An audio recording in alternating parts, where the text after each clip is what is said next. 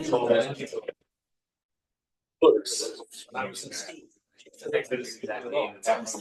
That's been revisited.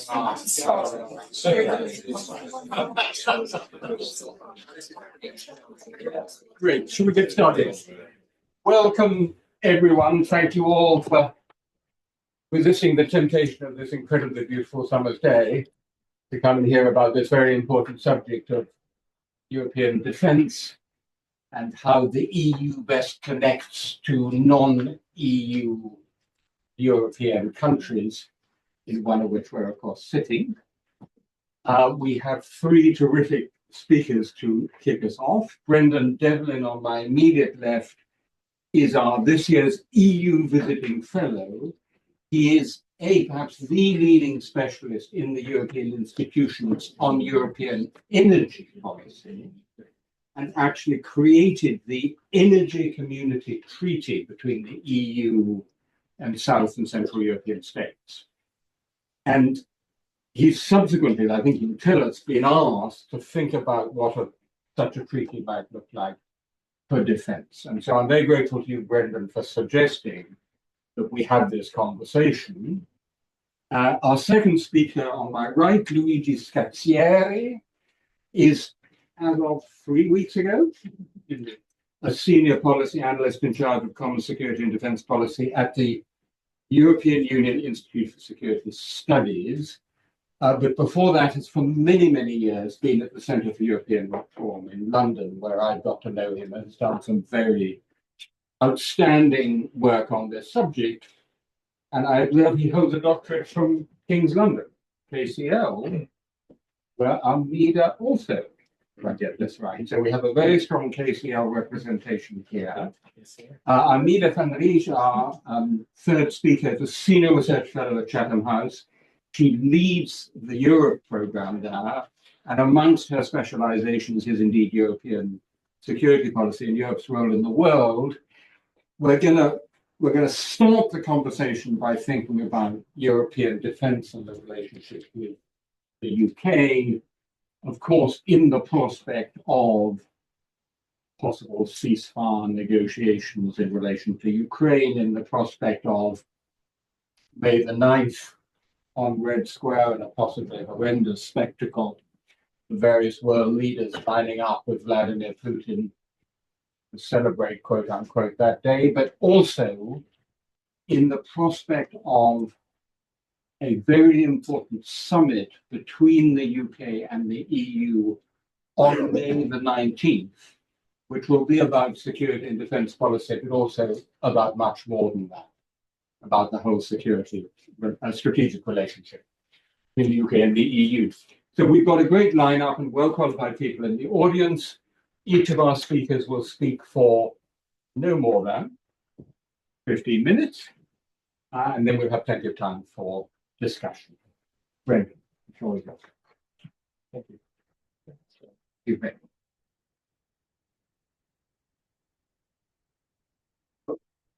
Thank you very much, and speakers, Professor. It's a pleasure to do this, to speak here today. I'm going to start, because this is Oxford, with a syllogism, which is to say that I'm from Brussels, and I don't know what I'm talking about. Okay? I am an energy expert, and I have been, for the last 20 years, engaged in a skirmish, one might say, to relieve the energy dependence of the European Union on external suppliers. And for the majority of that time, it has been with Russia. In a period just after the end of the Yugoslav wars, we were tasked with reconstructing the former Yugoslavia. I worked in that area, and in that context, created what Timothy has mentioned, the energy community. And with that in mind, a couple of months ago, the European Commission, knowing that I was here amongst the greatest minds of Europe, said to me, could we think of a way of recreating something like the energy community to incorporate non-European Union countries in the European Defence Initiative, however you might term it, that is coming together in the light of the changed geopolitical circumstances in the United States, Russia, the Middle East, and elsewhere.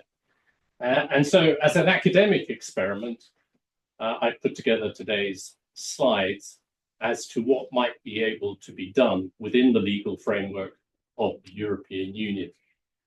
And it's at this point that I recall the disclaimer by the distinguished fellow from St. Antony's earlier today, which is to say, I'm speaking for myself. I'm not speaking for the European Commission, although that is my ultimate employer.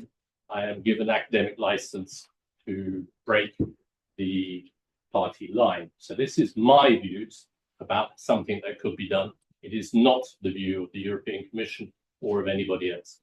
So please don't quote me as the European Commission on this point, because I'll be staying in St. Antony's much longer if you do. Okay. So thinking about what a European defence treaty could look like in abstract, we conceived of a variety of different principles. And the most important thing in Brussels is how do you make a decision? And primarily the choice is one between unanimity or qualified majority vote. If you have unanimity, in practice, you don't make any decisions in any reasonable time frame. You have a long period of discussion and then a compromise. So what's happened in the past is that we have always engaged externally using our foreign policy powers. If we use foreign policy powers, it has to be unanimous. If we want to get to a quick decision, it has to be qualified majority vote. We want to have qualified majority vote. I'll come back to that. And how do you do that within the constraints of the European Union's treaties? The second thing is equivalence of esteem. When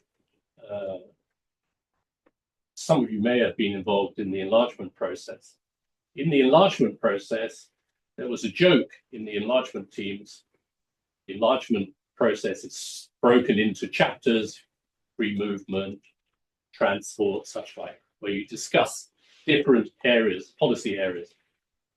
And these chapters stretch out, in the case of, say, Turkey, over many years. Some countries it's much shorter. But the first chapter, joke went, inside the enlargement teams, was humiliation.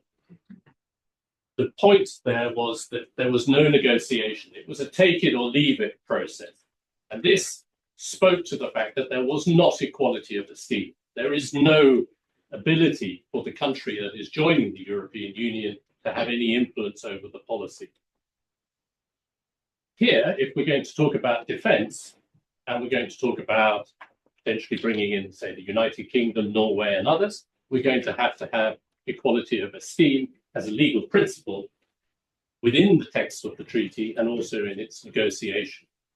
And we're also going to have to think, eventually, for the non-European Union parties to the agreement, that the European Union, using its specific voting procedures, cannot frustrate the purpose of the treaty.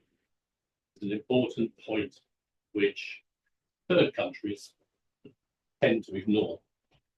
They look at for example, the unanimity procedure for the European Union or for the qualified majority voting system.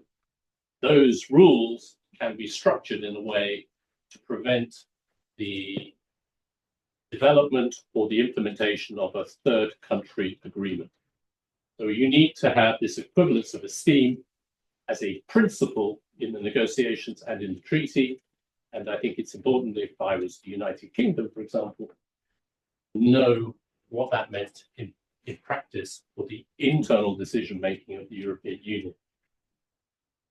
The treaty will also need legal personality and legal rights, because eventually we're going to have to give it a lot of money.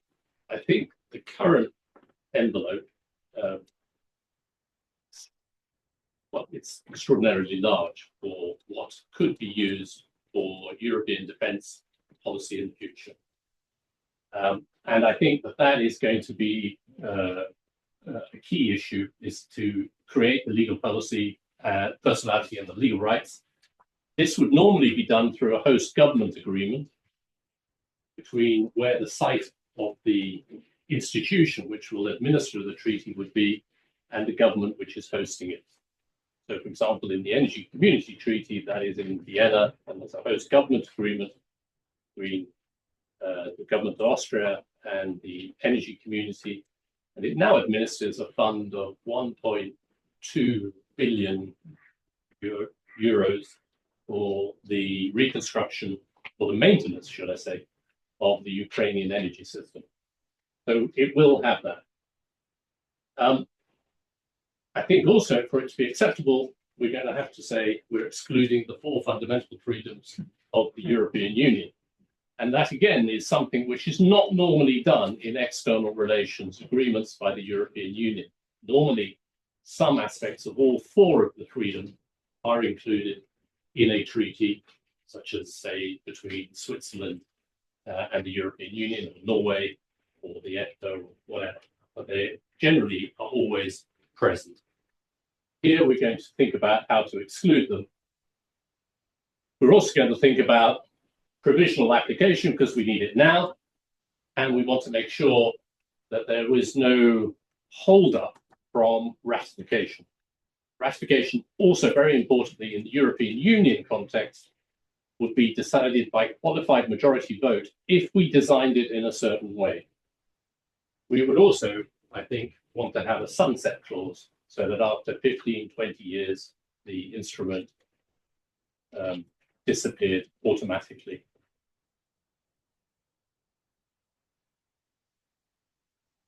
Is there a precedent for this type of thing? Well, that's, Timothy mentioned it, it's the European Energy Community Treaty of 2005, which Tony Blair was invited to sign on behalf of the European Union. Instead, he couldn't make it to Sarajevo. So it was signed by the Greek Prime Minister, in fact, for the European Union. In Athens, it became the Athens Treaty 2005, and it's now in its 2nd iteration. What we had in 1995 was an isolated Greek energy system, and all the supply chains of the European Union for oil and gas supply to the east of the European Union were outside our control. And that was a strategic problem. We had gas cutoffs in 2006, 2009, we had oil cutoffs various times, Czech Republic once, Trieste once, various other types. And we also wanted to connect up the Eastern Caspian Sea, the Eastern Mediterranean and the Caspian Seas with the European Union. So we created this energy community, which extended in one area the internal market acquis of the European Union into the former Yugoslavia, Albania, Ukraine, Moldova, Georgia, Egypt. Turkey was invited to join but became an observer, and Norway is also an observer. But what this did was it pushed out the legal framework of the European Union and allowed all of these countries to take part in one area of European Union policy without taking on the 4 freedoms, without taking on a lot of the commitments of the European Union. Could we do this for defense? The answer is yes. From a legal perspective, we could do this.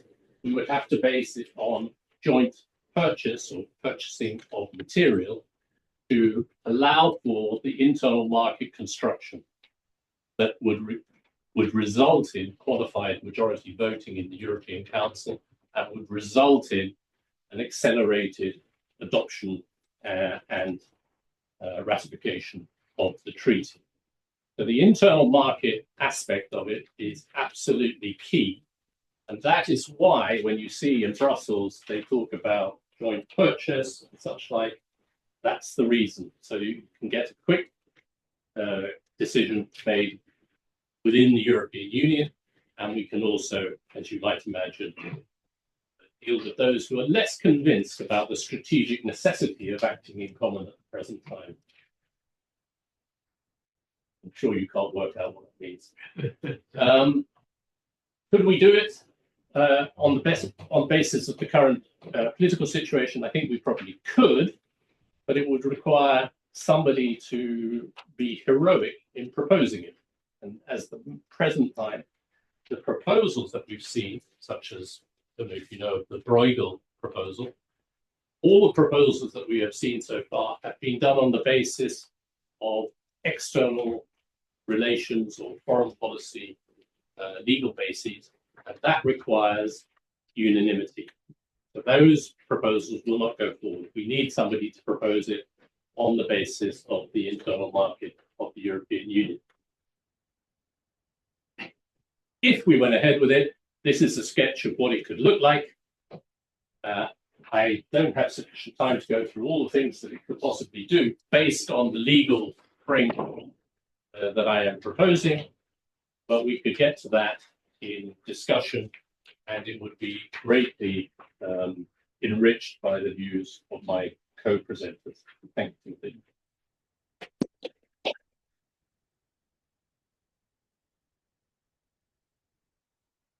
Thank you very much, Brendan. Thank you very much, Timothy, and thank you for the invite. It's really a pleasure to be here in Oxford today as part of this excellent panel. So what I wanted to start with was just briefly contextualizing the whole European defence discussion in terms of different institutional mechanisms and the broader security landscape, then map out the ways in which the EU currently works with non-EU partners in defence, and finally touch on relations with the UK specifically and where we might be headed from there. I have to use the same disclaimer as Brendan, namely that everything is only my personal view. So what do we mean by EU defence in the first place?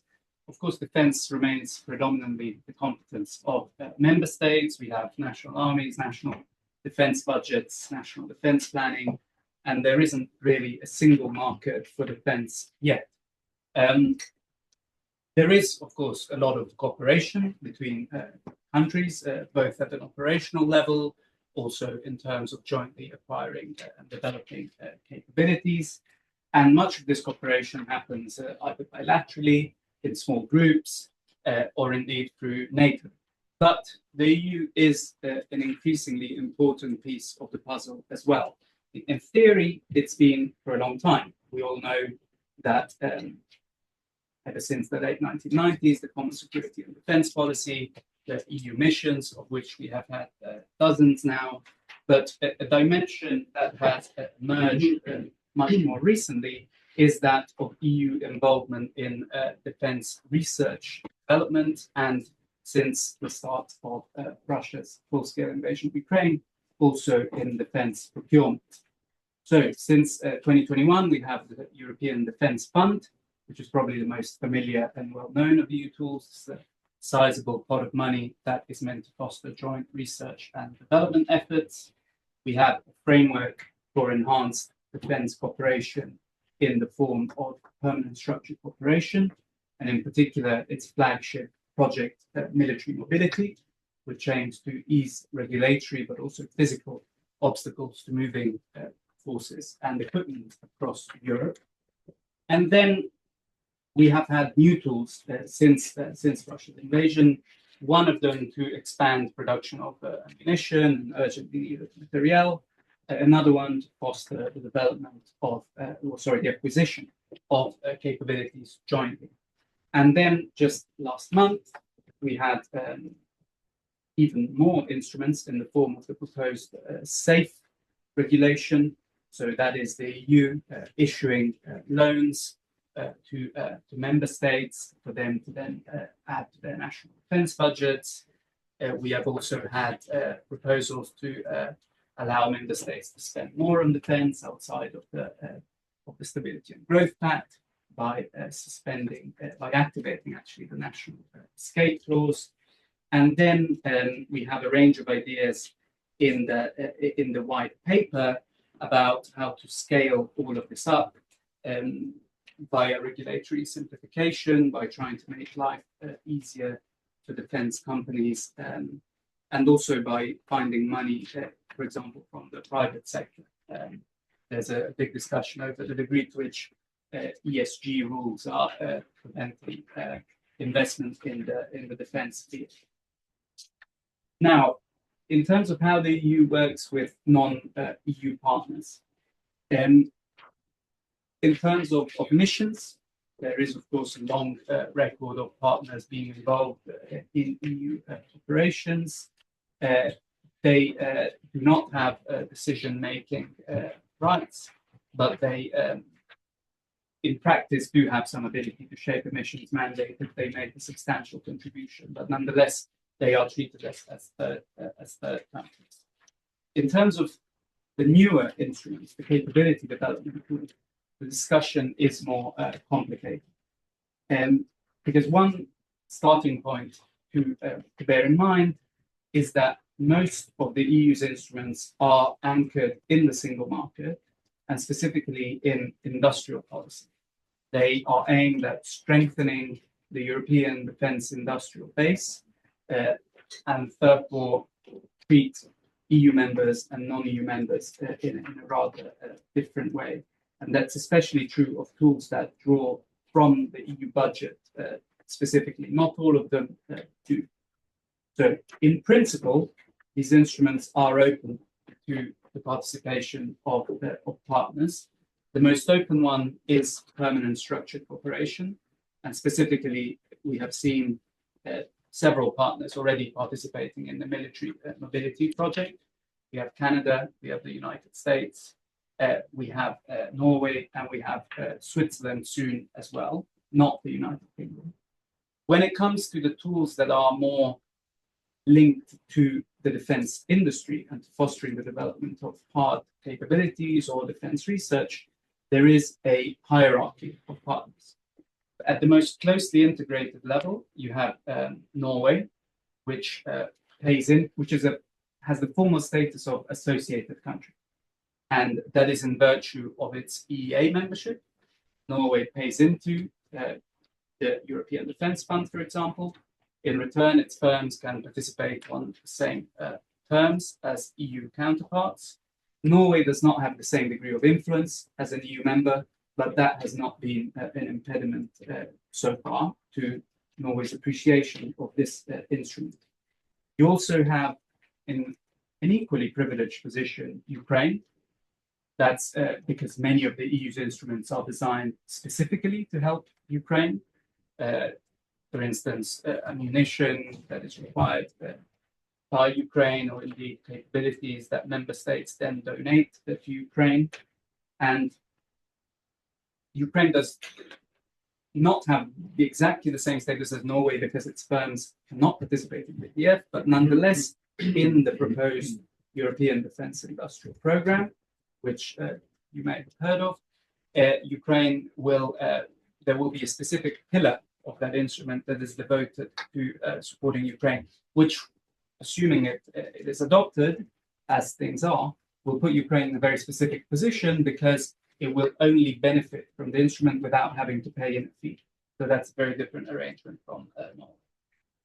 And then in the third category, you have everyone else, including the United Kingdom. The rules are different depending how deep you go. For example, it is easier to participate if you are a subsidiary of a British company in the EU than if you are a British company based exclusively in the UK. But there has been fairly limited involvement, and the reason for that, and it's no secret, is that the rules regarding, in particular, export controls, but also intellectual property, have essentially discouraged third country firms from. Now, the proposed safe regulation that I mentioned does introduce a new novel layer of this, because for the first time, it opens a pathway for countries that are not Norway and that are not Ukraine to plug in more closely into the EU toolbox. So by concluding a so-called security and defense partnership with the EU, then it would be possible to negotiate a follow-on agreement, reach procurement funded by this instrument.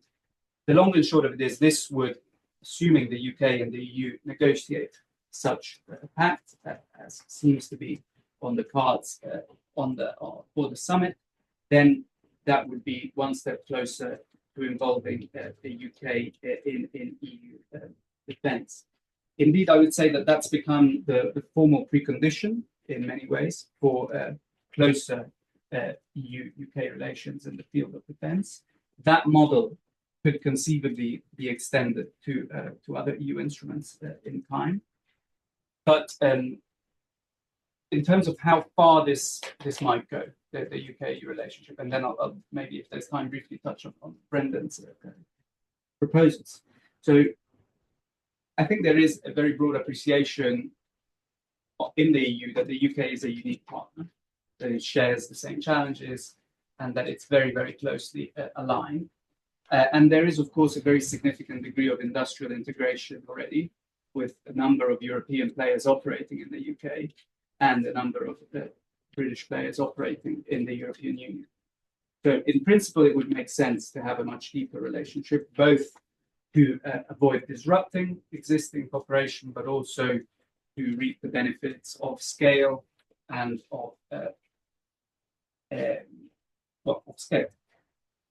So how far we go on the EU side depends in large part, I think, on whether the EU goes down this path of becoming more open to seeing defence as a unique field of cooperation with non-EU partners. And the more it does, the greater space there will be for the UK, because then other issues in the relationship will become less central. But I think the idea that is sometimes present in debates of the EU becoming more open to third country involvement in general is not really something that I would consider realistic, because of the sensitivities that now surround all discussions regarding a country's ability to have full visibility over its defense equipment and to use it freely. We've all seen stories about how export restrictions are impeding the delivery of this piece of equipment or another, or indeed its use. So I think we're heading towards a more tailored approach by the EU to working with third countries, one that is more sensitive to ad hoc risk on a country-by-country basis. And on the UK side, I think that there's still a debate that needs to play out about the value of engaging with the EU in defence. I think there is a slightly still not a settled view on where EU defence is heading and whether it makes sense, for example, for the UK to ever pay into an EU instrument when it might not have full control over how that money is spent. But we're not there yet. I think we may be if we indeed get to security and defence partnership. And we can talk about specific models in the Q&A. Now, do I have 2 minutes on Brendan's proposal? It's really, really interesting, and I know nothing about the energy treaty, so come with it from a purely defence perspective. But from my point of view, in general, there have been 2 obstacles to this kind of cooperation. One of them being protectionism, and member states' desire to direct industrial direct orders to their own defence industry, to keep it alive, to keep it competitive, to keep jobs there. And the second one, it relates to security, keeping control over sensitive technology, controlling the onward export, the onward use. And these 2 constraints are the reason why we don't have the European defence market today. I think, and the direction in which the debate is going is to maybe try to bring this about in a very gradual way. In a way that starts from pieces of equipment that are not particularly sensitive, and then maybe once trust is built up, expanding later. So, yeah, the signs, I must say, are not encouraging from what I see, in the sense that even in the framework of negotiations of current EU instruments, we've seen how there is still a lot of sensitivity about letting go in one way or the other of national controls over equipment or the ability to purchase from who you want. But that is not to say that one day we could not do this starting in a very gradual manner. Okay, one question which I would then have for Brendan maybe for the debate is how one would have an industrial policy for defence in the framework of such a union. Would it be possible? But I'll end here. Thank you. Great. That on the table. Thanks very much, Luigi. Armida. Thank you very much, Timothy, and thank you for having me. It's great to be here on this beautiful glorious day. So I'm going to zoom out a little bit and talk more about the wider political context and maybe dive into the run-up to the May summit, UK-EU summit, that is, in a bit more detail. And I'm going to talk about four things. The first is the geopolitical context and the drivers of this relationship. The second is the kind of long-term strategic vision that we want for this relationship. Then a little bit about the EU context specifically, and then what a successful summit may look like, just briefly at the end. So starting with the geopolitical context, and again, zooming out a little bit, I think it's worth assessing some of the drivers for cooperation, deep cooperation between the UK and the EU at the moment. And of course, while Labour was partially elected on the platform of this reset, and that was very much part of their campaign, so the reset was put in motion before things developed in the US, this has accelerated the need for the reset. And so there are a series of negative drivers of increasing UK-EU cooperation. The first, of course, is Russia. Russia's war in Ukraine, the hybrid and sabotage actions across Europe, which we are being subjected to literally every single day. Its wider war on Europe and its institutions as part thereof, the EU and NATO principally. The second driver, of course, is Trump, as I was saying. And, this need to, as a result of Trump's election and as a result of how he's thinking about security as a whole, but also very much in an America First isolationist policy, the need to renegotiate the social contract between Europe and the US, but it's very much unclear at this stage what the end game of that will be and what that will look like. And this acceleration of the erosion of the global order that's been in place since the end of the Second World War, of course. The role that China plays within this, I think, is very interesting. Europe is very much being squeezed from kind of the East and the West in the middle, and the results of US-China strategic competition. And so while closer UK-EU relations on security and defence in particular are good and necessary, and the UK embarked on this in a more proactive sense, it's now become a subject to very reactive tit-for-tat discussions. The second driver in the geopolitical context, or change in the geopolitical context, are the changes in partnerships and alliances across the world. And I think this is where it's really interesting looking at the US-Russia, where it's very clear that the Trump administration sees the war in Ukraine as an obstacle to rebuilding ties with Russia. And so that whole Ukraine obstacle needs to be eliminated at whatever cost to Ukraine itself and to European security. And this has also direct implications, of course, for NATO. We've got coming up in June the summit in The Hague. Big questions: will Trump show up? If he shows up, what will he say?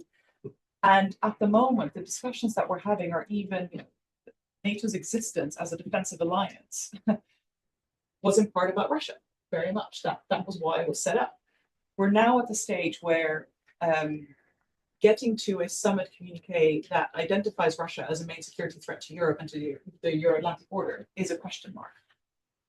That's where we are at, and that's a fundamentally different geopolitical situation and order that we've seen in recent years. The second change in partnership, of course, is Russia's enablement of its actions through, whether we call them the CRINC, the axis of upheaval, the quartet of chaos, as the economists like to refer to them, China, Iran, North Korea, and I would add India to that actually as well. So lots of changes in the kind of dynamics within that, and also the dynamics within that group. I mean, the closer, the way Russia is diversifying its relationships away from China to some extent, seeking closer partnerships with North Korea, with Iran, and with India. And I think all of this raises really difficult questions and issues for liberal democracies, ultimately. Not just on security and on fundamental principles of the UN Charter, which we know both the US and European allies have sometimes played fast and loose with in the past, but ultimately we still subscribe to them, but also the future of a rules-based open trade. And it may bring European countries, including the UK, closer to Japan, closer to Australia, and some of our other allies in the Indo-Pacific, particularly in defense space. South Korea is a key defense supplier for Poland, for example, and that partnership is really getting very, very strong. And then on the kind of final change in partnerships is the US openly supporting far-right parties and governments in Europe, which is, this is my kind of current key area of interest, but this transatlantic global movement of a particular far-right ideology, which ultimately wants to undermine European institutions. So, as I said, Europe is being squeezed left, right, and center. But what I think is interesting, and the previous speakers both said this, is that the challenges that Europe faces as a result are very much shared between the UK and the EU, whether that's on security, whether that's on competitiveness, whether that's on economic growth. You know, the Draghi report, even though it's written for the EU and it applies to the EU, also very much applies to a UK context, actually, even though that's not its intended audience. And so this should be a driver of cooperation. But that takes me to my second area, which is the longer term strategic vision for this relationship, or rather the absence thereof. And what's been very clear from certainly the UK side when it came back into power, they said, or when Labour came back into power, they said they wanted to have this reset. That was a UK initiative, a good one. But it took a lot of time to actually put meat on the bones in terms of what that would actually look like. And many European partners across the channel were confused about what the offer was, what the desire was, and what that would look like. And in my view, the vision should be, in the defense and security space, how do we create a future European security architecture that brings stability, ultimately? What's the vision for the UK-EU relationship, and how can that contribute to that stability? And as part of this, what's a way for Europe as a continent, not just the EU, but Europe, to generate capabilities, which means it is less reliable on the US? And I actually do buy into kind of a European strategic autonomy discussion, not EU, but European, and the need, as Luigi was talking about, to build a European defense industrial base. But what I think is really interesting is that even though broadly the UK and the EU agree on the geopolitical context, agree on the urgency in particular, they very quickly get bogged down in the detail. And that's where things then immediately get more contentious, and also slowly. So the political ambition in terms of what is the strategic objective doesn't actually match those policy discussions necessarily. And it's also very clear, of course, that economic and trade issues were always going to be more contentious than security and defense issues, because it immediately takes us into discussions of full freedoms versus flexible arrangements, etc. But because the EU is moving into the defense space, even the defense space is now being touched by discussions of the four freedoms. We will all have seen the headlines on fishing rights and things like that, and how that is determining some of the outcomes. I don't need to dwell on it. And of course, that is hugely problematic, but that is very much the situation that we are, or the context in which we're operating. I think it's worth just saying a bit about the UK context in this and what prohibits that vision in the UK, because I think this matters, and I think it's something we need to be sensitive to. The first is there's a continued very hostile press in Britain, and that has always been the case, but it very much continues to be the case. So this government continues to be very sensitive of any kind of accusations that it's either reneging on Brexit or is crossing any self-imposed red lines, which, to be fair, is what it was elected on, right? So that's understandable. The second point is the government's popularity and the way that it's been tanking in polls, and how Reform UK is now doing better in the polls than the Labour Party and the Conservative Party. So that's something, again, that they're very sensitive of and very concerned about, rightfully so. Then moving on to the EU context, because Britain sometimes tends to forget that the world does not revolve around the UK. And there are a whole set of partners who have, I know, shocking. There's a whole set of partners across the channel who all deal with their own priorities, their own policy challenges, which are shared with the UK. And especially on the security front, as I've highlighted, closer cooperation would help address some of those challenges, but things have moved on since the Brexit discussions of 2017, 2018, 2019. For the EU, of course, relations with the US are particularly sensitive, complex, and difficult. We know that Trump doesn't like the EU in particular and has particular antipathy against it, which is causing a major headache in all capitals, but also in the Commission. Competitiveness is a challenge. Security is a major risk, of course, but also enlargement. I mean, if we just conceive of the idea that very soon after a member state the size of the EU with the economy, the member state with like the UK, with the size and the economy of the UK left the EU, and then the EU shortly thereafter embarks on a hugely ambitious enlargement project. That shows you about prioritization and how we are thinking about security and geopolitical imperative. And of course, there's been a whole host of kind of national dynamics across EU member states as well. You will well remember the political instability in France and the German government collapse. All of those things have thrown spanners into the works. So while there is very much appetite for member states to work very closely with the EU, it is just not necessarily in the number one priority for the EU. And I think it's taken quite some time for the UK to appreciate where it sits on that priority list, and also to understand what the EU wants from this discussion and how to bring that to the table. And then just a quick word on divisions within the EU, which I do think is important. And I'm going to poorly quote Timothy actually on this, but this is something you talked about in one of our Chatham House podcasts about forces of integration versus the forces of disintegration within the EU. We are seeing an increase in political leaders who are supportive of Russia across the EU, Hungary, Slovakia, Salvini in Italy, who's part of the coalition government, the AfD in Germany, who's just surged in the last election results, Le Pen in France, of course. Well, we'll see how she goes. Well, Babylon in France. They're deeply divided over China. I still think that the council vote, the European Council vote on EVs was the best symbol of that, with Germany very much staking out on one side, on the pro-China side of that, and being able to bring a whole host of other member states alongside in it. And that enables Russia and China to exploit these divisions and drive a wedge between Europeans themselves, but also between Europe and the US, rather than us doing that to them. And we're seeing that very clearly when, if the European Council has to sign up on conclusions as the EU 26 rather than the EU 27, because Hungary is not going to subscribe to conclusions. And I think it's important to remember that Trump liked Brexit. So he will continue to try and drive a wedge between the UK and the EU for as long as he's in office, despite there being a very good argument for the UK and the EU to work more closely together on a whole host of policy issues. I mean, we're here talking specifically about security and defense today, but on energy, on trade, on a whole number of other issues. That just makes sense if we look at the data on it.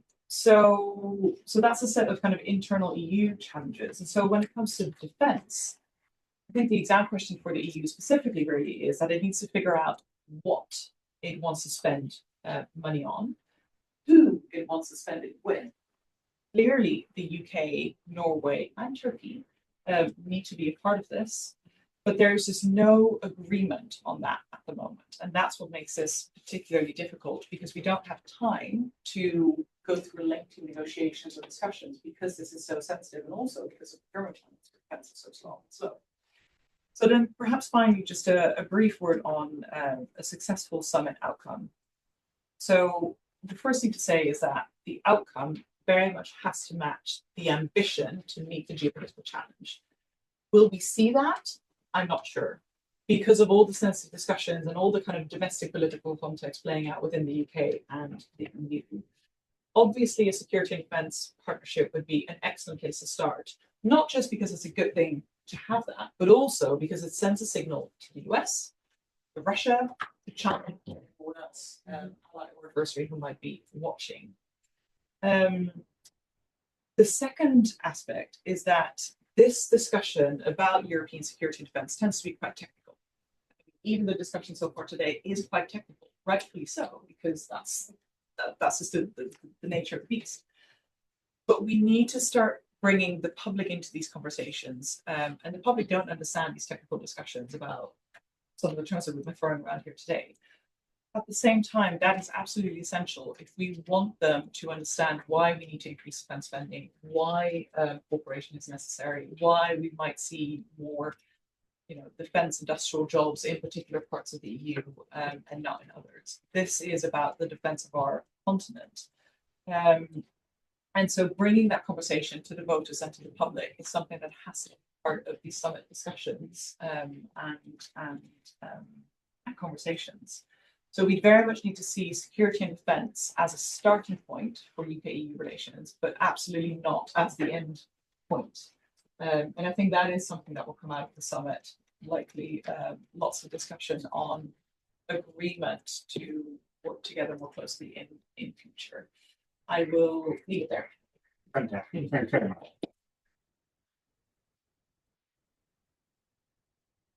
Very interesting presentations.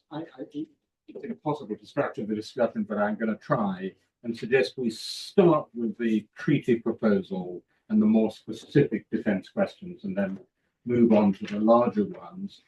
So, Brendan, I'm going to come to you with Luigi's question, but also with two from online. One from Mark English. Is it realistic to set up a whole new institutional and legal framework? Timescale, wrangling over wage, major staff and administration. Wouldn't it be better to graft what is needed onto existing institutions, EIB, EBRD, etc., making use of existing staff, adding specific agreements, etc., etc.? But that's a broad question. The second that comes from anonymous attendee. I know that. Address unknown. Is the proposed treaty limited to procurement per the slide on internal market regulation? My understanding of the ambition is considerably broader than this. So does the proposed model still apply to a broader ambition? So Brendan, would you like to take that and Luigi?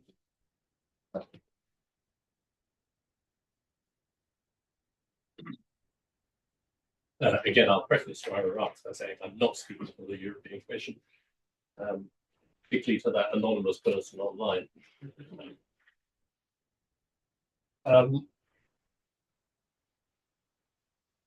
Yes, for the question about procurement, is it limited to procurement? The answer is no. It starts with procurement and it creates a procedure for agreement. As we've seen in other contexts, once you have a procedure for agreement, it's much easier to expand the area on which you can agree. And in academic terms, it is known as functionalism, isn't it? Neo-functionalism. And that's how it is envisaged. We would start with the procurement, and then in a year's time, someone would come along with a bright idea and say, we need to expand it to this. Could we use this procedure? And the answer would be yes, possibly. Within the context of European Union law, specifically the legislation, the treaty provisions in the European Union, that type of enhancement and change within the context of an agreement is feasible. It's needed in other areas, but it is important for any country that would be engaging with the European Union to know what that procedure would be. Typically, they don't ask what that procedure would be. And it's all a big mystery in Brussels how things are changed inside agreements such as this. But no, we would start with procurement and then move it outwards. Generally speaking, that's very, very flexible. So, for example, the Energy Community Treaty is about the internal market rules for electricity and gas. Now it's an investment process for the maintenance of the Ukrainian energy system. it has grown, there has not been any procedure. You can also imagine a procedure for expansion of competence within the treaty itself, which could be set out at the beginning. So yes, we start with procurement and then go out. Would you put it onto an existing institution? Well, if there was one, yes, but there isn't one. And for example, if one speaks about the EBRD or the EIB, they don't have defence procurement arms, and they're very clear that they don't want to have that responsibility.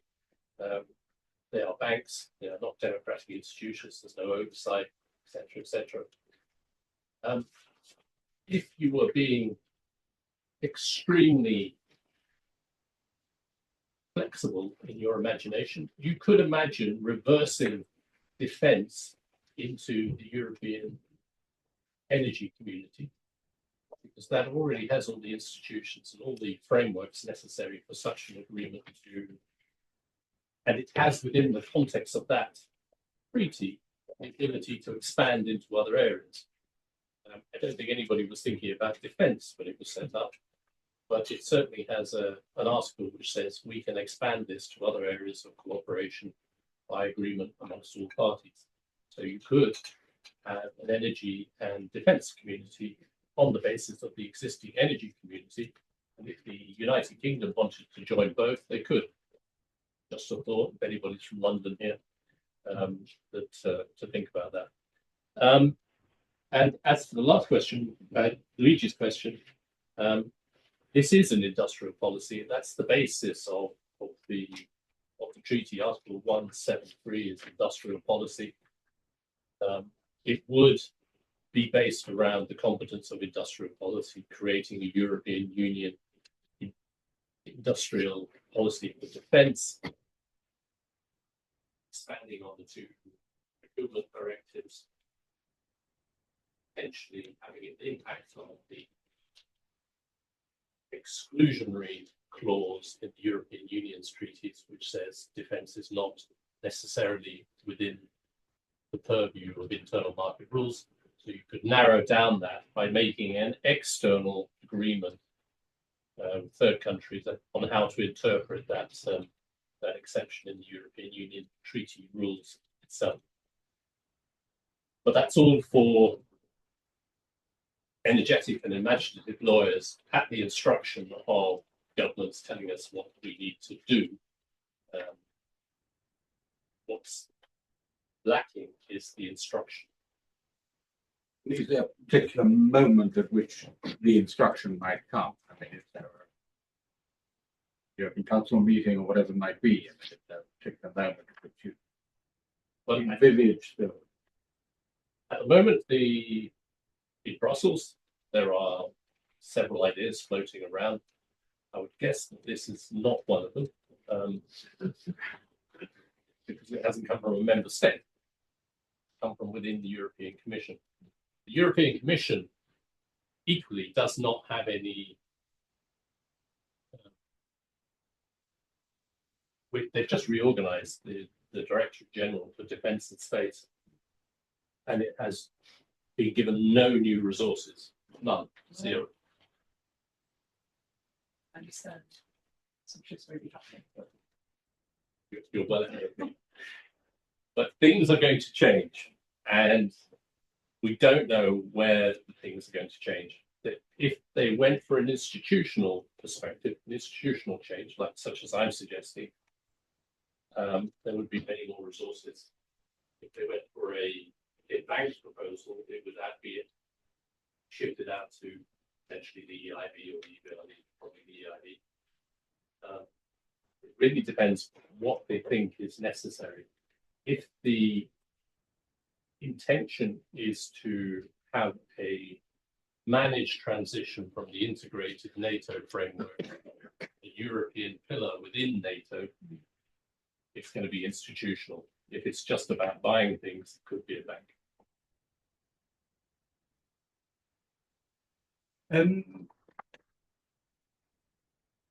Well, maybe perhaps just to say that I think that there are a lot of ideas. It's really interesting. There are a lot of ideas floating around, mainly on how to find additional resources for defense. And one of them, the Bruegel idea of a European defense mechanism, strikes me as having some of the elements, at least, of Brendan's proposal, my untrained eye, because I think it is underpinned by the notion that you first have to create a fully functioning defense market between the members of that agreement.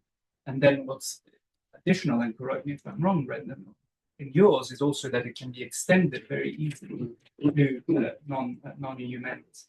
The main difficulty that I see with all these proposals is I can't get my head around how member states that are so unwilling right now to accept even much smaller steps in terms of defense integration can agree to something like this. But that's why I ended up landing on the idea that maybe if one started from something like this for rather basic material, what we call consumables, so stuff that isn't particularly high tech, but for which you do need industrial mass and resilience and integrated supply chains, something like ammunition. And that's precisely what the European Commission had proposed with the ASAP regulation. In its first draft, it was then watered down. So again, I think the idea is very interesting personally. I'm not sure I see it happening in the near future. I wanted to answer the question, if that's okay. I wanted to ask a question. Going rogue, I know. Brendan, I just wondered if you could say a bit about the EDA and how the EDA what the relationship would be between the treaty and the EDA, because it seems to me, and again, it's more to start the discussion about European defence, people forget about the EDA and its role and what it could or couldn't do. So I just wondered how you envisage European defence agency. As again, I did a preface my remarks. I think I did. I'm not an energy guy. I'm not a defense guy. Right. I only do energy. There is a pre-existing landscape of institutions with more acronyms, even than Oxford, and the EDA and the ASAP, all these things. They would all have to be folded into a proposal such as mine. What would happen to the different bits of it, I don't know. But just to pick up on something you said there, the Bruegel suggestion requires double unanimity, one on foreign policy and one on finance. And that's what my proposal is trying to avoid, that you have to have unanimity. And in the current situation, I think the problem will be unanimity, not speed or ambition or political will. If we decide to do it, we can do it very quickly if there is no requirement for unanimity. That's the unique selling point of this proposal, as opposed to the proposal of Bruegel. It also, from the perspective of a third country, that means that you have to have at least one third country to do it. You need one United Kingdom, one Norway, in order to be able to do this. And that allows for the third country to establish the equality of esteem, which would not come if it was a purely internal EU process, which was then extended to the third country, because it would then be a painful legal. This proposal has those 2 points, which make it different from the Bruegel proposal. So no unanimity and no humiliation. That's the combination you're looking for. Yes. Very good. Yeah, thanks a lot for the very rich panel. At the risk of moving the conversation to an entirely different set of issues, I have a couple of questions, and I promise I'll end up with third parties and their role, potential role. And first one has to do with internal dynamics in the defense sector and economic policy more generally. You have a momentous decision in Germany to spend billions upon billions and package together with infrastructure, of course. So I'll just wondering if what you think will be the spillover effects, if you will, to use new functionalist language on others, both within the EU, but also potentially outside the EU, given the integration of supply chains. I mean, you have it in the automotive sector, certainly in the defense industry. There is integration the moment that Germany starts spending. What happens elsewhere? And connected to that look at new policy, there's an interesting, although a bit esoteric debate between those member states saying we need grants and loans, and others saying fiscal laxity is enough. We don't need extra cash, just make it easier to spend. Italy is in the former camp. Was there be enough? Because they over leveraged so much. So how this debate is playing out, and is there any this diversity of preferences? How does it impact the conversation? And finally, since already you mentioned Turkey, one of the interesting news items, and there is no shortage of those coming from Turkey, has to do with Baykar, their industrial. They have a joint venture with Leonardo in Italy, and they purchased another Italian operation. And the conversations I recently had with some senior people in Ankara were all about, no, this is an area we want to cooperate more, we have something to offer. And given there is a tailor-made approach, that the UK probably has a different role, but I'm still wondering if there is a precedent if the UK manages to carve out an arrangement, or maybe it will be done in the context of a more multilateral deal with third parties. What would be the implications or potential role Turkey could be playing in this conversation?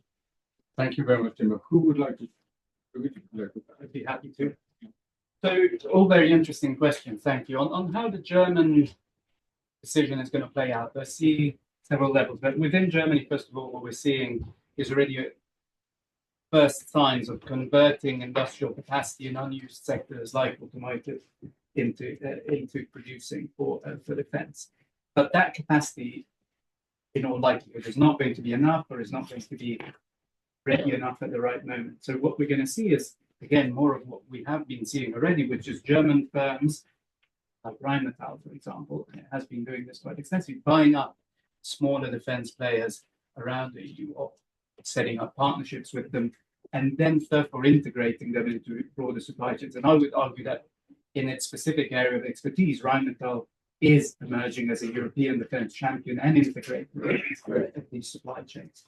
But on a broader European level, I think, and this links to your second question on financing, I think the fact that Germany has unlocked such a big pot of money has, or is likely to take significant steam out of the discussion on defense bonds, which was already very difficult to start off with.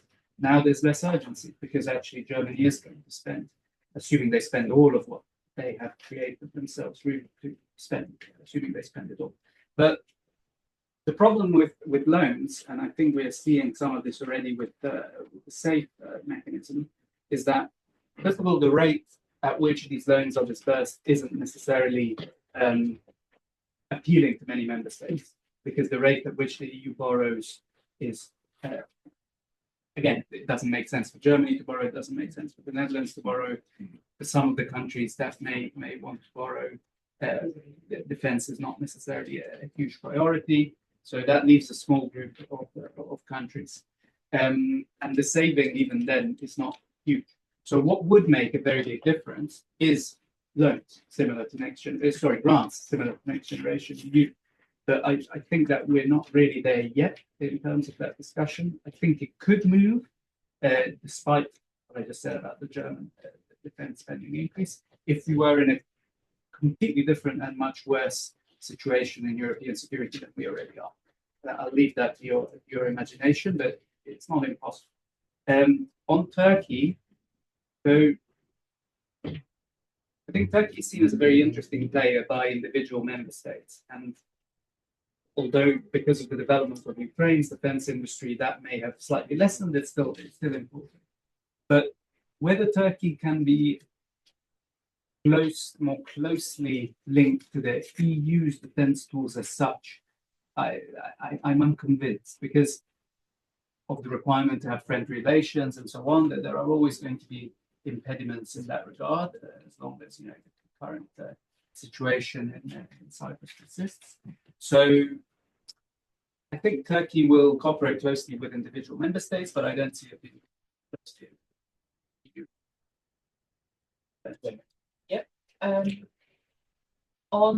I agree on Turkey. I also think, given that you're the Turkey expert in the room, you should turn the question back on yourself. But no, I agree on that. I think where Turkey is so interesting, as you were saying, is because of its defense industrial capacity and manufacturing, and also the role it's played in the Baltic Sea. I mean, rhetorically, Turkey may do one thing, but actually on the policy front, it's been a very supportive player on European security and defence, notwithstanding upholding Sweden's NATO membership for the period that it did, etc. I want to come in on your kind of first and second question. The first is on Germany and things like that, and I think that ties into the question of, can defense spending enable further economic growth or better economic growth in Europe, which, as I understand it, most economists would usually argue, no, it does not, also because it serves different purposes. But I think where Germany is interesting is where we have car manufacturing factories who are currently operating at 25 to 50% capacity. If that is turned to defense manufacturing, that does have a real impact on economic growth, and then therefore, by extension, competitiveness. So I think it's interesting to think about it in that way. Where, of course, it creates issues is where that then creates jobs. And certainly for some of the smaller European countries who do not have as big of industrial champions as Germany, Sweden, France in particular, Poland a little bit, the real concern is, okay, so we're going to be spending all this money to create jobs in other EU member states. And that's where we're seeing this really difficult dynamic between European level priorities, but at the same time, member states coming back to their pure nationalistic interests and instincts, which is particularly unhelpful at this time. On the grants versus loans discussion, so I think on the 650 billion as part of the Real Euro plan, I think there will be interesting to see who actually triggers among the member states the so-called national escape clause, which I don't think anyone had heard of before von der Leyen Council in Munich. But anyway, who will actually trigger that escape clause, which basically enables defence spending to be excluded from deficit and GDP. Poland is looking to do it. Poland might not need it. Italy is not looking to do it, and arguably Italy is one of those countries who should be looking to do it. So again, I think there's this issue about how can we incentivize member states to use the various tools at their disposal to actually do some of this rather than create initiative onto initiative onto initiative. On SAFE specifically, yeah, here too, I agree with Luigi, and I think same here that applies for the UK, where the UK already has AAA status. So does it really need access to cheaper borrowing? Not necessarily, which is why I think some of the public outcry about the initial responses of people who had not actually read the white paper and the strategy about this were quite interesting, because they basically were crying foul about the UK being excluded from this, which is not entirely accurate. But also, it's would the UK actually tangibly benefit from it in a way that's required.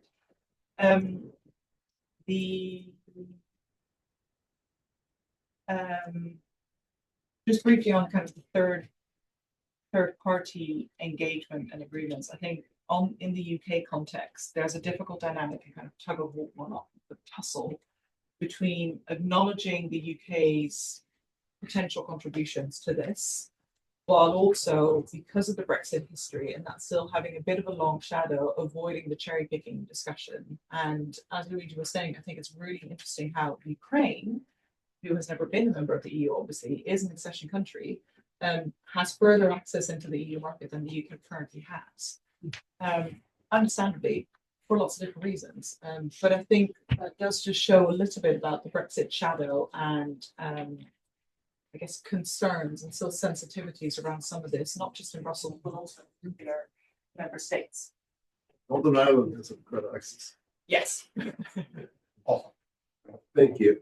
Now, my question relates to the the position and the role of the United States, either from a more technical institutional perspective, Brendan touched upon, or the visionary that Luigi touched on, the geopolitical. I guess my question is, what is the EU? How is the EU kind of perceiving the United States right now in its conceptualization of its strategic autonomy and its defense community? And what is also to be done? Is the United States a competitor or an observer in all of this? Or is it a potential ally? I mean, is there any kind of understanding of where the EU is at the moment? Who would like to address the United States? I'll have a go. Okay, so you. So I think, first of all, I don't think we can talk at the moment about how the EU views the United States because there isn't a unified view on this at all. And what I think is particularly difficult is that, for example, in the security space, some of Ukraine's strongest supporters are also those who have the most transatlantic outlook. So I'm talking about the Baltic states, I'm talking about the Nordic states. And for them, that creates this genuine, really difficult, they're presented with this binary question almost, and they don't have a good answer to that. And it's really interesting seeing the extent to which quite a few European countries are not willing to let that transatlantic outlook go just yet. For many understandable reasons, one of them being that we just don't have the capabilities at the moment to replace the US. Nuclear, putting aside nuclear for for a minute, but just especially in the conventional sense, we just don't have those capabilities required, and it will take time to build up those capabilities. So we need to keep the US engaged in European security for as long as we can, which will take several years. Best estimates are 5 years. I think that's ambitious to build up our own capabilities, while at the same time ensuring that that doesn't encourage the US to leave NATO or to withdraw further, which is a very difficult balancing act to do with an administration which is not an administration. It is purely and entirely about Trump. And the way Trump goes seems to be very much about whoever his last meeting was with. And I think, we've seen this a little bit where Finland's president was in DC, and before we had Macron, before that we had Starmer, and last week we had Giorgia Meloni. I don't think it's a sustainable strategy for Europe as a whole to have as a strategy to make sure that we rotate which prime minister or president is going to visit Trump every other year. But that's just to keep those issues and those talking points in Trump's ear. But that makes it very, very difficult. I think there is a genuine question about the European security architecture, as I talked about, what that's going to look like in the future. There are blueprints. I mean, interestingly, American think tankers have done really good work on this. There are blueprints for a stronger European pillar in NATO, what a more Europeanized NATO could look like. But I think what's difficult for Europeans is how do we start that discussion? Because it assumes that this can be done in a coordinated and planned way, which so far, everything that the Trump administration has done suggests the opposite. And it's chaotic and kind of very whimsical almost. So that creates genuine issues. On nuclear, that presents us with a whole different set of issues. And I think what's particularly difficult is everything we've heard so far, and that has been pretty consistent from the White House or the US, has been that they're not withdrawing their nuclear umbrella over Europe. Okay, fine. In my view, US-Russia rapprochement is incompatible with maintaining that nuclear umbrella. And in addition, the US can't decide when Article 5 applies and does not apply. And that's very much what it is trying to do in discussions, for example, about putting European boots on the ground in a reassurance force, saying that the Article 5 protection wouldn't apply to those troops. So again, that's a message for the Trump administration that you can't choose when you apply your nuclear protection. It doesn't work that way. But that then leads us to, as Europeans, to questions of, okay, so what's the alternative? And there's been discussions of the French and the Brits stepping up, which is great. But here too, I really think that as we think about a future European security architecture, thinking about the medium to longer term and building longevity into any kind of proposals or arrangements that we come to. Because it's not that far out. It's not inconceivable that in 2027, the French presidential election will be won by a Rassemblement National candidate, whether it's Marine Le Pen or Bardella or someone else altogether. what does that do to our European security umbrella if we have an RN president who has been, Hassan has been historically close to Russia. They've toned down on that rhetoric recently, but they used to get loans from Russian banks. So there is a history of very close alignment to Russia there.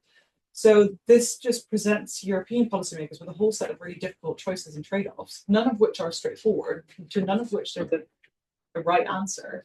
But in my view, there's this question of how much more do we need to see from this US administration before we decide and agree that, okay, we need to go on a Europe alone approach. And that, by which I deliberately say Europe, not EU. And that doesn't mean that we can't have, that doesn't mean that it's a trade-off between having the US engaged or a more kind of transition phase. I just don't currently see how we can do this transition phase in a way that's coordinated and planned because of developments in the White House. Sorry, that's a very long answer, but. Would either of you like to add anything on? I'm happy to comment briefly on the defense industrial dimension specifically, where, as Armida said, we depend on the US for lots of different things, nuclear being one of them, but then also just general mass numbers of equipment,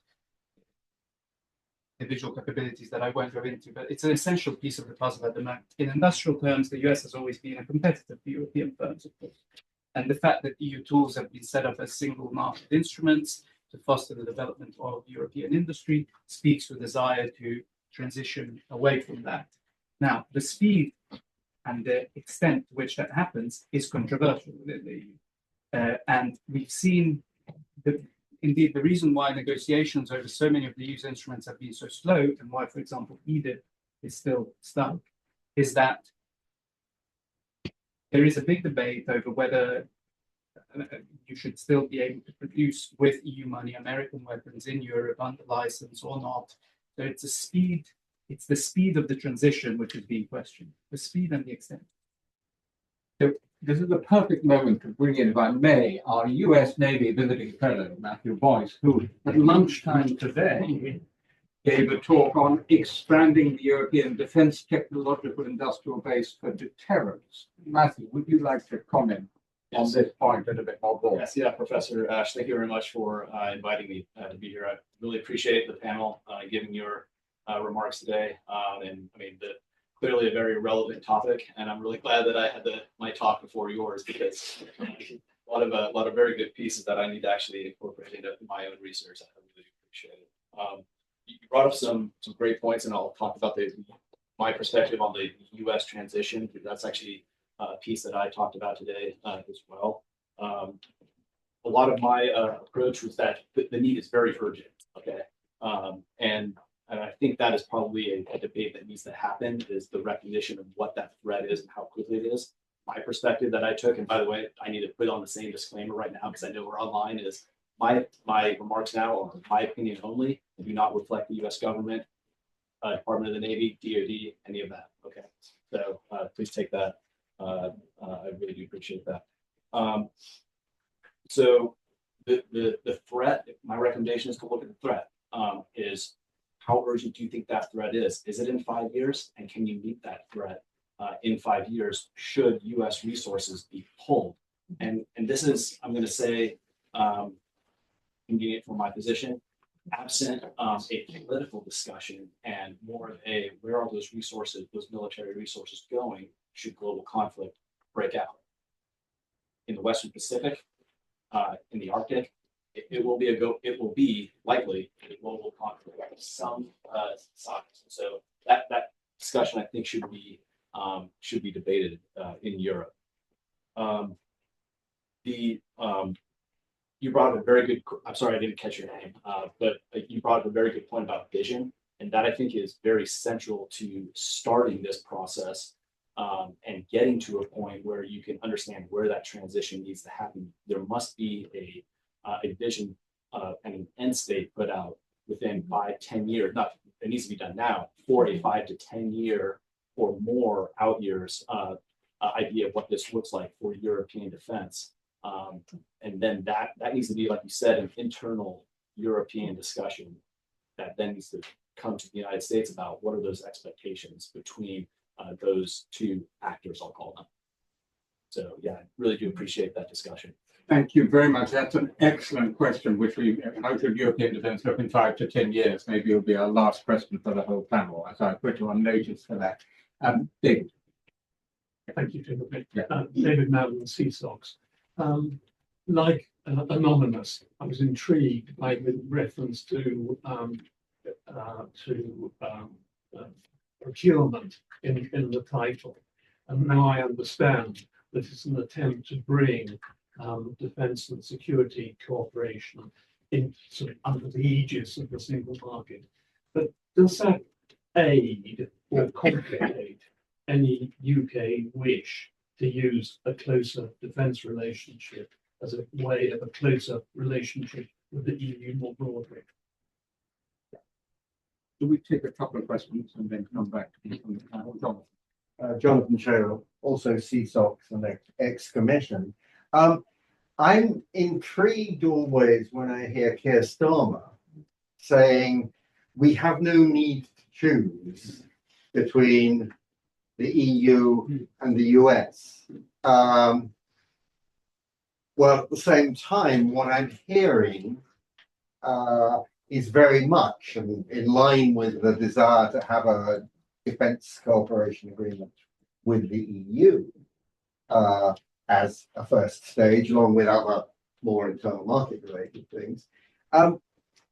Is that really realistic, or is it entirely dictated by the hostile environment to which Armida referred to in this country? Who else would like to come in this round? Yes, yes. You. Yes. Yeah, so two short questions. If you could kindly just identify yourself. I'm Yusuf Kadauskas, I'm a comparative government student. So I have a question about the distributional implications with the current proposal. I guess this was already touched upon of how each member state seems to be very protective of their own defense interests and so on and so forth. Is there any way to think about ways to at least mitigate these concerns by the design of the instrument?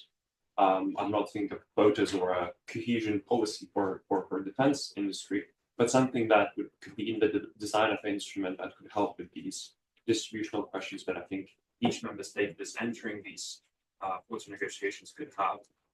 Is there a technical solution I think we could think about?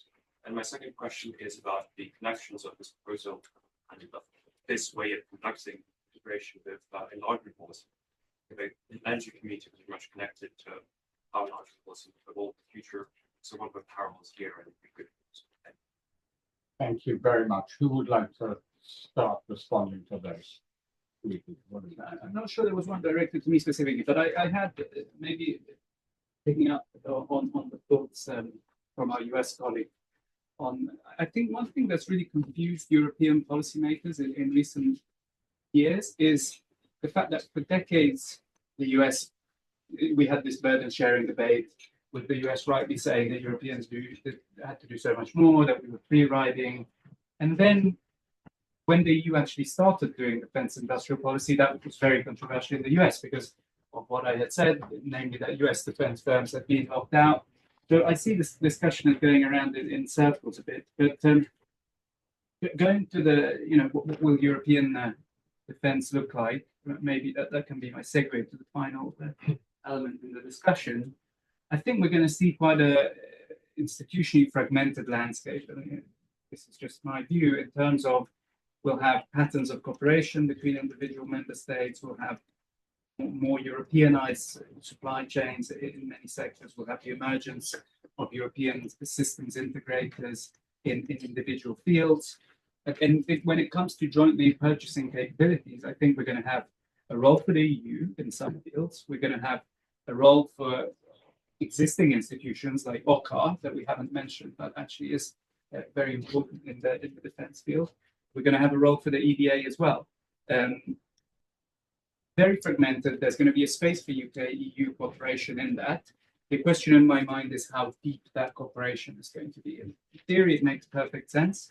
In practice, it is subject to the political realities that we touched on, and that might create friction. Did you want to respond to David in front of UK? So yeah, just on the kind of UK, US, EU relationship, and I think, I mean, I don't envy Starmer or anyone who has to do with them, to be honest. And I do think the UK is in a particularly difficult position because of its very close intelligence sharing relationship with the US, where no other intelligence sharing relationship is as integrated as the UK US one, and they're dependent on it for that. So add to that the nuclear dimension, where the UK's nuclear deterrent is also dependent on US capabilities. That just makes for a very difficult security landscape for the UK to navigate this. So on the one hand, I can appreciate Starmer's challenges in navigating this.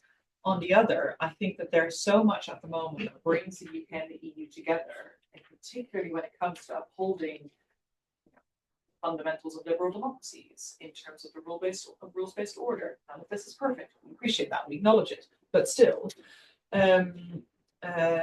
rules-based and open trade, having open societies, we're just not going to be seeing that in the US again anytime soon.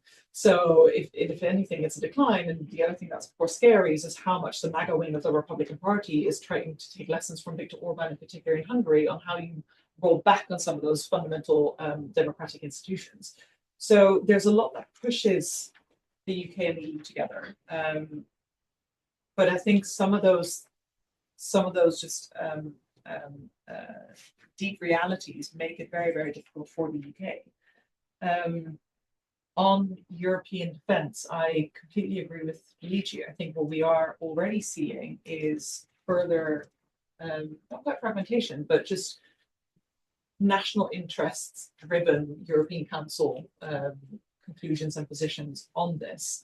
And I think that will only accelerate as this long-standing, and I mean, I'm not talking about the past 2 years, I'm talking about the past 10 to 15 years, this long-standing trend of Eurosceptic populist parties increasing their support across the EU, that will only accelerate some of those dynamics and make the discussions on defence and security, which a lot of them do actually hold quite dear. If we look at law and order in Poland, or Finn's party in Finland, that will make that even more difficult. And it's not even about whether they are in power or in government or in coalitions. It's also about their vote share just across the board, because that influences legislation and it influences policy positions as well.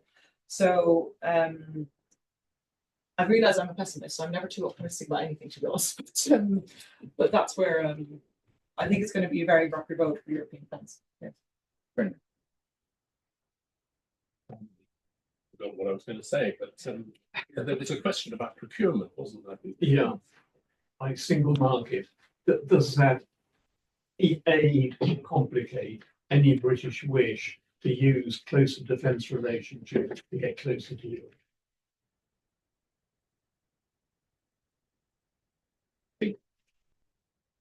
There's always this discussion about cherry.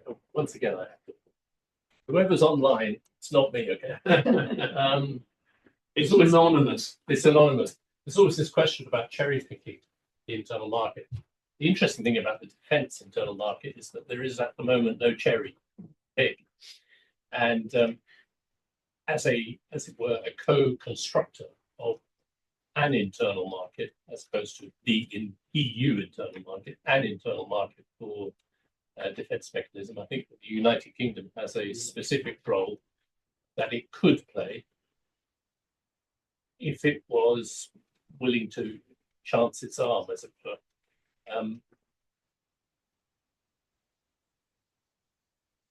The difficulty, there was also about this question about the distributional benefits of a defence market. Again, there isn't at the moment really a defence market which has a distributional aspect to it.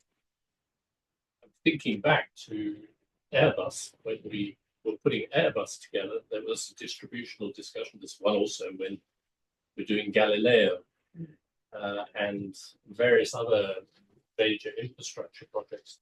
Those distributional benefits and the employment benefits, the technology benefits and such like, they can be dealt with. They are manageable issues. They are not red lines for anybody.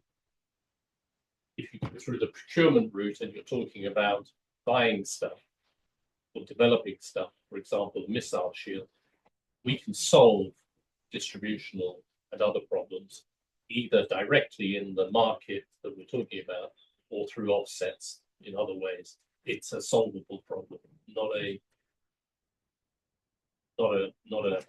showstopper. Thanks so much. I think we've got time for one last round. If anyone would like to come in to this conversation at this point, please do so. If not, I have 2 questions and then we'll go to a last round. Is anyone else from the floor would like to come in? You don't want to disappear.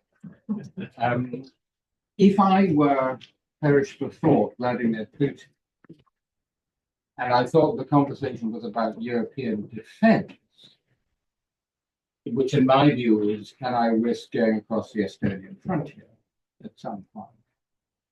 I would spend 98% of my time thinking about NATO, wouldn't it?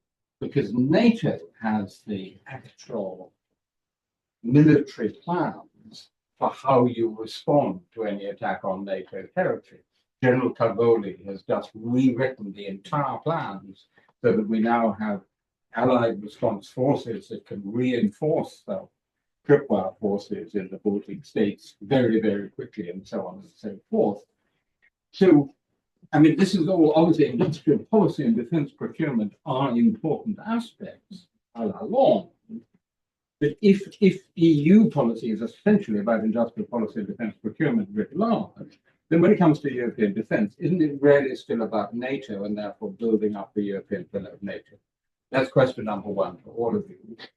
Question number 2, and you've all hinted at this in various ways. I mean, the basic structural issue we come up against again and again in Europe is that the policies we need are European at a European scale, but our democratic politics are still national.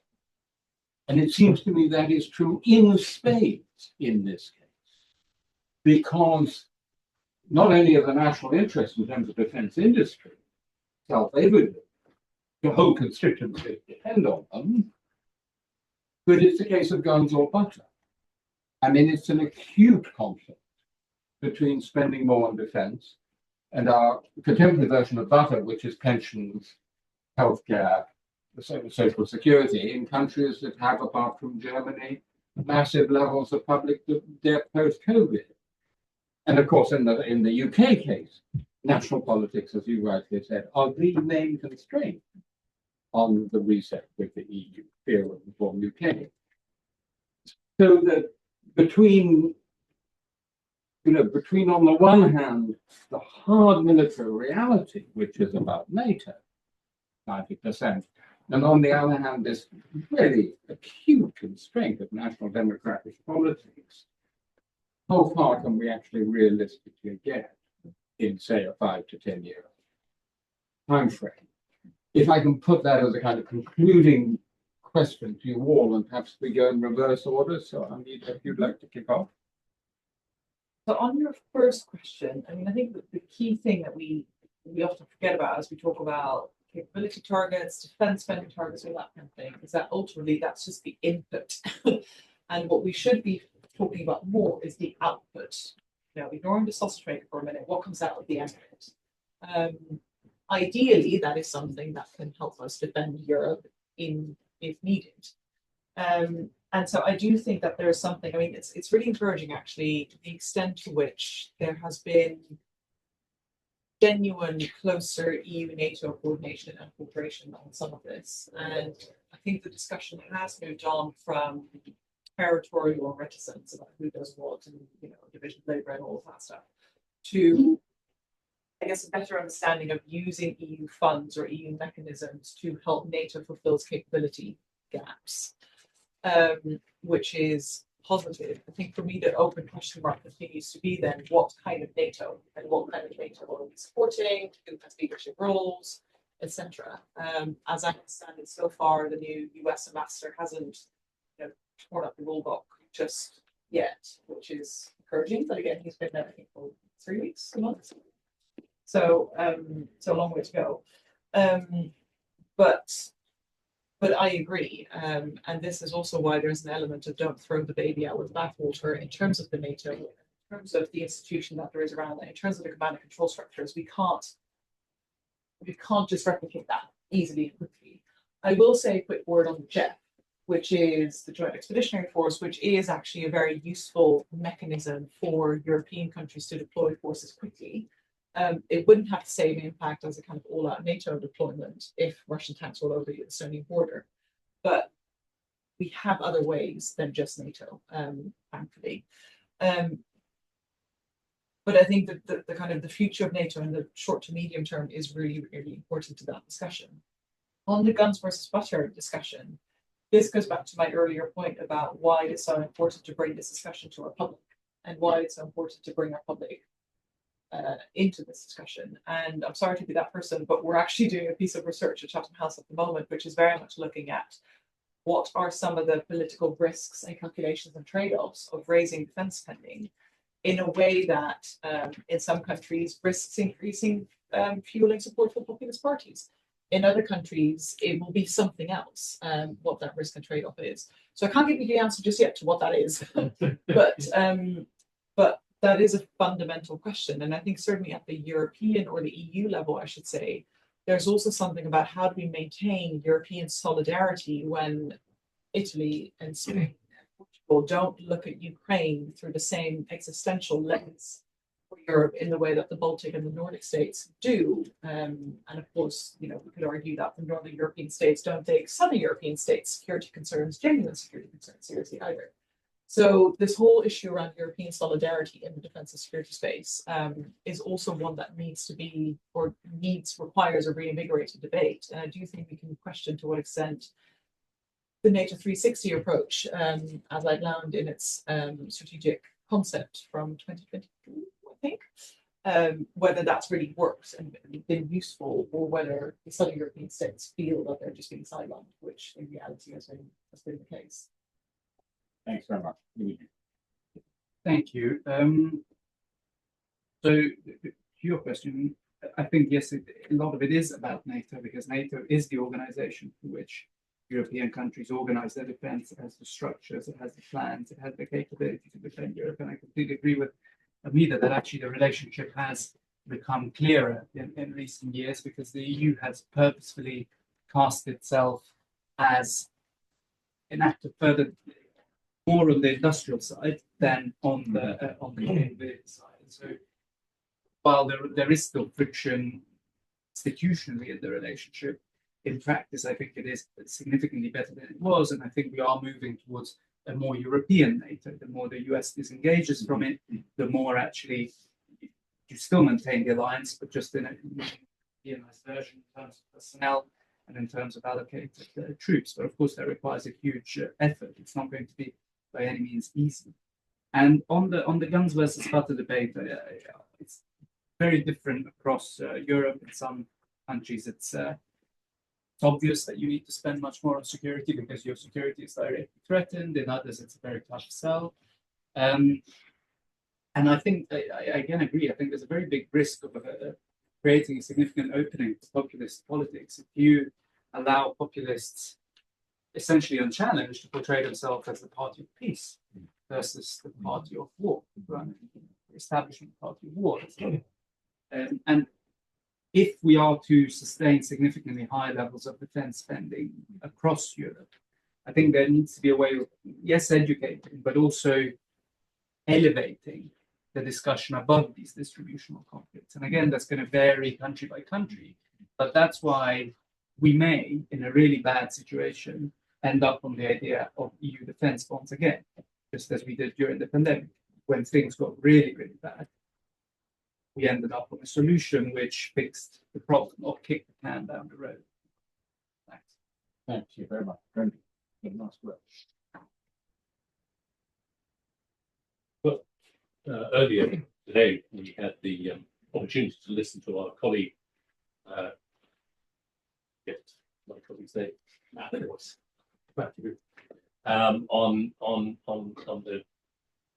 on the practical consequences of of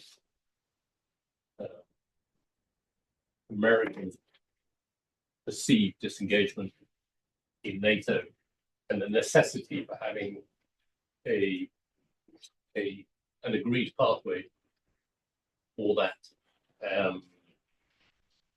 disengagement. The question would be whether it's 5 years or 10 years, 6 months, or even shorter than that, a matter of weeks, if there was a short-term conflagration somewhere else in the world, which the United States had to respond and redeploy forces. I think that's where you were coming from.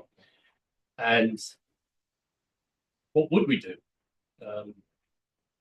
Yes, NATO would be the primary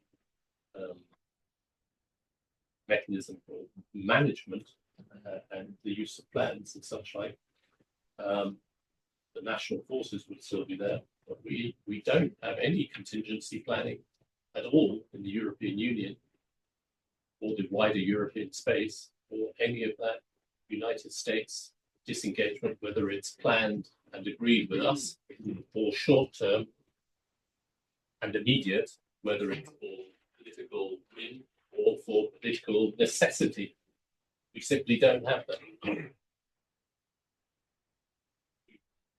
In the seminar earlier today that Oxford would be a great place to come up with a strategic concept to fill that gap. Over to you, Timothy. Thank you very much, Brendan. That's a great note to end on. So first of all, let me just announce that this Thursday, May Day, there is a Darndorf program seminar in this room on Europe and China in a Trumpian world, which has, not so usual these days, two outstanding speakers from Beijing, one from Beidou, one from Tsinghua, and two leading European experts on Europe and China, Janke Oertel from Berlin and Isabel Hilton from London, so 5 p.m. Thursday. I hope our anonymous viewer has found this interesting. I certainly did.